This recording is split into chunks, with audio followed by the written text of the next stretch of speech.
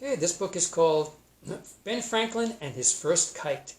It's written by Stephen Krensky and illustrated by Bert Dodson. Ben Franklin and His First Kite.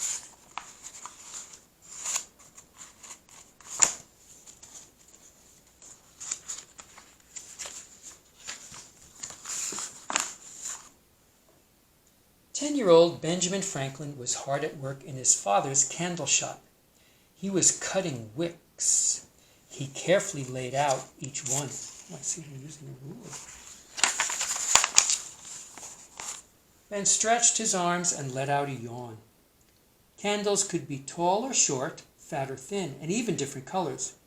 But there was nothing fun about candles for Ben.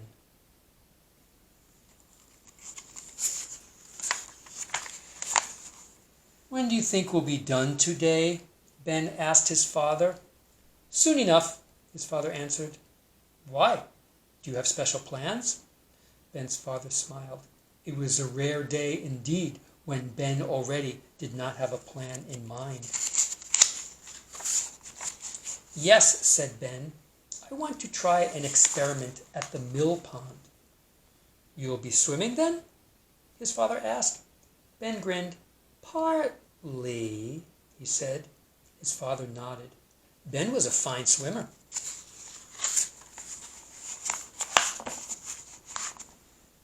That afternoon, Ben flew down the streets of Boston. He was headed for home. Along the way, he noticed the waves cresting in the harbor. The ships rocked back and forth. That was good, he thought. He needed a strong wind today.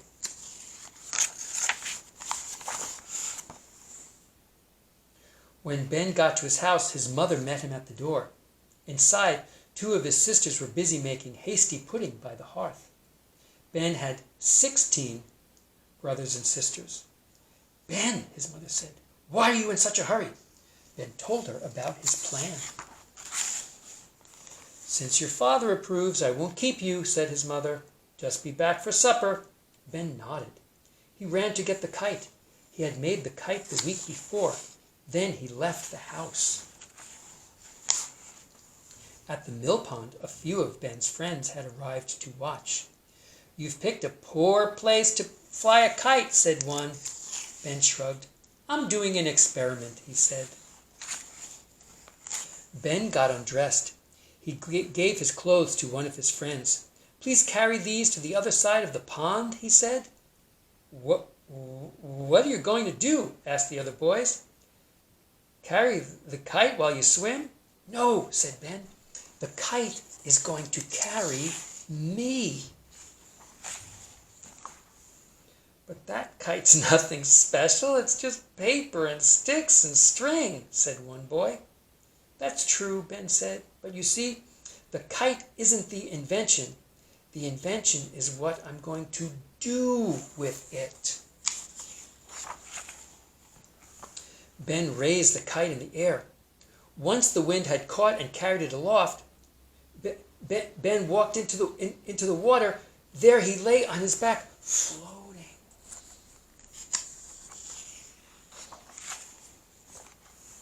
"I'm going to cross this pond without swimming a stroke," said Ben.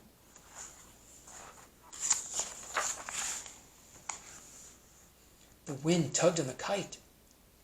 The kite string tightened.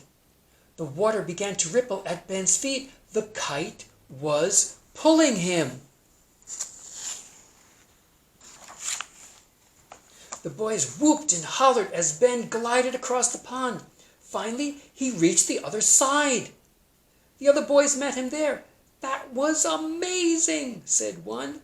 "You crossed the whole pond without swimming a stroke," said another. "What will you do next?" they asked. "Another invention? A different experiment?" Ben didn't know, but he was sure he would think of something. And then here is a timeline about Ben Franklin's life, because this is a nonfiction book. Ben Franklin and His First Kite.